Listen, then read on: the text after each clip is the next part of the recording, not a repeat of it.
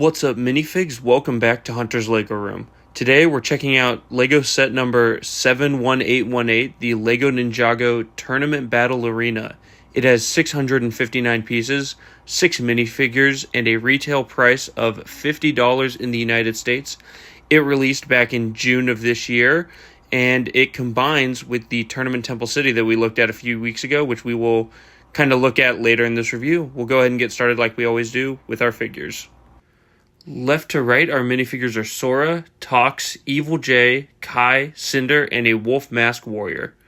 And we'll go ahead and look at these in pairs like we've been doing. Our first minifigures are going to be our two good ninja for the set. You have Sora on the left and Kai on the right with their new tournament robes for this part of the season. And I gotta say, I love the new tournament style for the ninja. I think they look great. I love the half mask with the bandana for Kai and the little cat ears for Sora. I think that's great. Looking at their accessories, Kai has got this huge double-bladed sword, and Sora just has a golden katana, which I think looks pretty good. So I forgot to get a good picture of it. Here is Sora's arm printing, which she has on one arm. She has that kind of covered arm, one sleeve with kind of a metallic design, which I think looks great. Looking at the back of our figures here, Kai has got that new scabbard piece with the 2 spots for swords, including one short katana, and Sora has got just a little cat design as usual. And looking at the back of Kai without the armor, he's got another one of those dragon prints with a little elemental symbol on the back. All in all, pretty good figures. Looking at the front here with the masks removed, Kai is just using his standard face he's had for a while, and same with Sora. She's got an angry expression on one side.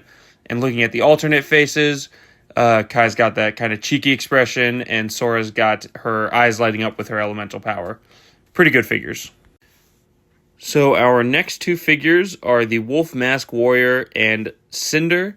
And we'll go ahead and just talk about the most obvious part here. The Wolf Mask Warrior has these huge, ethereal claws. He's got the back attachment that they use for someone like Doc Ock or the Iron Spider from the Marvel theme, but he's got these huge kind of translucent red pieces and some claws at the end, and they look pretty crazy. They take up a lot of space, and so the figure can't really stand unless it's balanced right or if it's on studs. Cinder's got that dual molded sword, which I think looks pretty good. Looking at the front of our minifigures, their printing is pretty fantastic. The Wolf Mask Warrior has those little Wolverine claw pieces, and we'll go ahead and look at the back of the figures again. And Cinder's just got that same armor piece they've been using for a little bit now for the Wolf Mask Warriors, and he's got some nice printing. And we'll go ahead and spin back around, look at the front with our accessories removed. Cinder's face is, the printing isn't fantastic. He's got kind of a smoky look around it, but the yellow is not quite as vibrant as it should be with because it's printed on a black head. Still looks pretty nice. The Wolf Mask Warrior has the blue head from the earlier parts of the season, which doesn't really make sense, but it also doesn't really contradict anything since he's always going to have the mask on. Looking at the alternate faces here, just a slightly different expression for the Wolf Warrior, and Cinder's got a more covered face with a bit of smoke, and you can kind of make out a mouth under the smoke, but it's pretty hard to notice. So, no spoilers for Dragon Rising Season 2 Part 2. The minifigure on the left is called Evil J, and the minifigure on the right is Tox, all the way from back in Season 4 with a new look. The printing on these two are fantastic. Tox's accessory is an arrow blade piece from early in the show, and J has these kind of lightning nunchucks in black, which look pretty great. Removing the accessories, the printing on both of them is phenomenal. The line work on both of them and the detailing is just really good. They've got some nice leg printing as well. We'll go ahead and remove Jay's hood and the accessories. On the back, he's just got an angry expression, no alternate face for Tox. But looking at the back of the figures here, Jay has the same Dragon Rising head, so his face can't really be seen with the mask on if you use that. But he's also got the wolf kind of design on the back, which looks pretty good.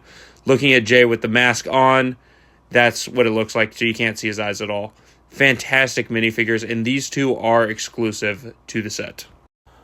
So we'll now get into our build itself, the tournament battle arena. You have a small section in the front for battling, and you have 3 sections around the back for weapon storage, a statue, and a large drum. So moving into it, you'll get a good look here at the center area, which has 2 small raised platforms, and they can be rotated with the little knobs on the side. And so this is where you're supposed to take 2 of your minifigures. We'll grab Jay and we will grab Tox, and you literally just stand them on there, wiggle them back and forth, and they'll fight. They kind of just fell off. They didn't really interact at all. So we'll grab another pair. We'll grab Kai, and we'll grab Jay, hit them back and forth, and another tie.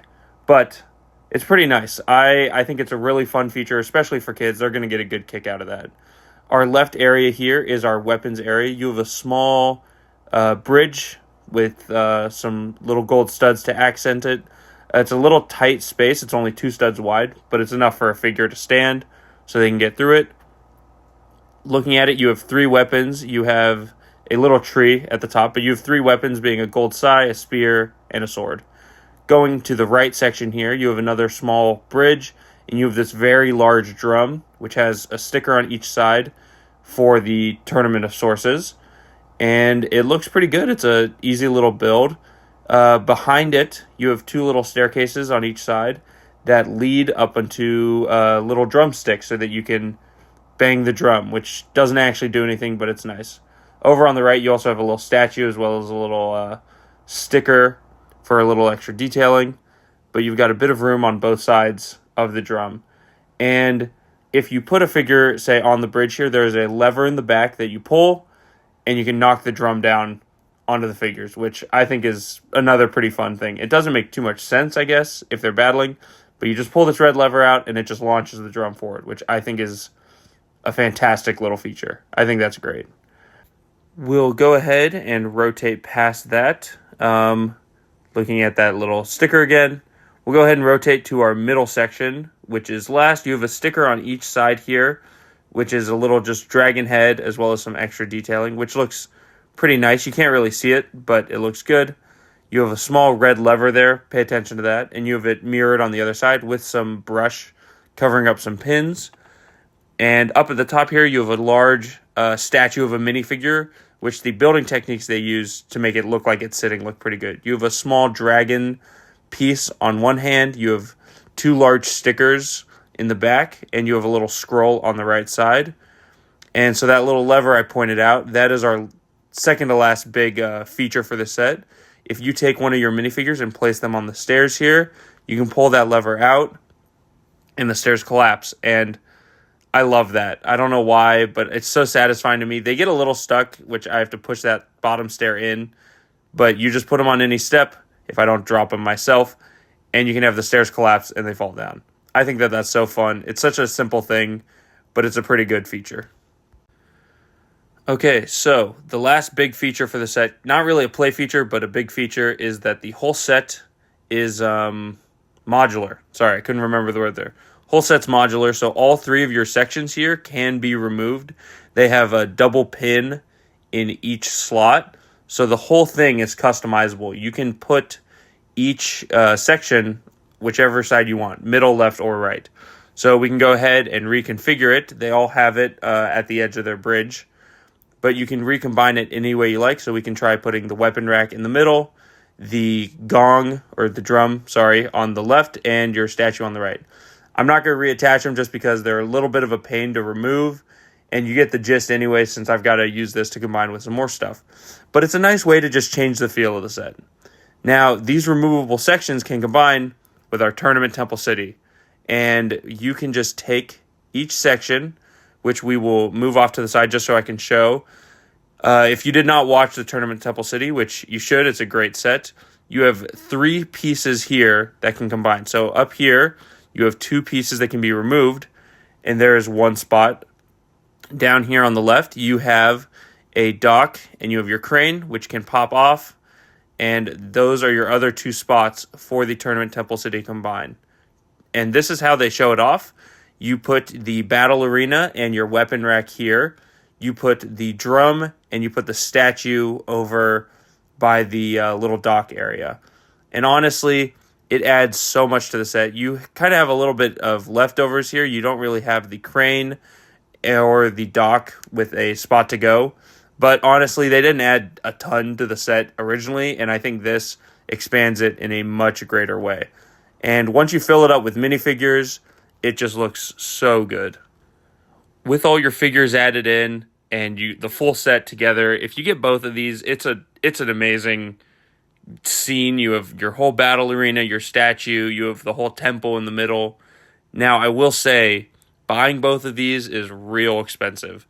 The Tournament Temple City is $250, and this set is relatively small looking at it, but it is another $50. So you're going to be paying $300 for all of this. If you don't need all of that, you probably just want to get one it's tough because they have exclusive minifigs in both. But just talking about this set, if you got the Tournament Temple City, I think the Battle Arena is definitely worth it because it is a real fun addition to add it all together. But if you don't care about the minifigures, you're not getting a ton here, I guess. But this set really is about the minifigures and the play features. Now, just talking about our Battle Arena itself, with your 6 minifigures and your pretty fun play features, I'd say this set is fantastic. 659 pieces, a retail price of $50, 2 exclusive minifigures, and they are all fantastic minifigures. I'd say this set is definitely worth it if you plan on watching Dragon Rising Part 2, or if you've already watched it. A lot of people are especially just talking about the Evil J minifigure, which is admittedly a pretty fantastic figure. Once you watch the show, though, if you like the set, get it. If you don't like the set, that's all good. But let me know what you guys think. I love hearing your guys' thoughts on the sets.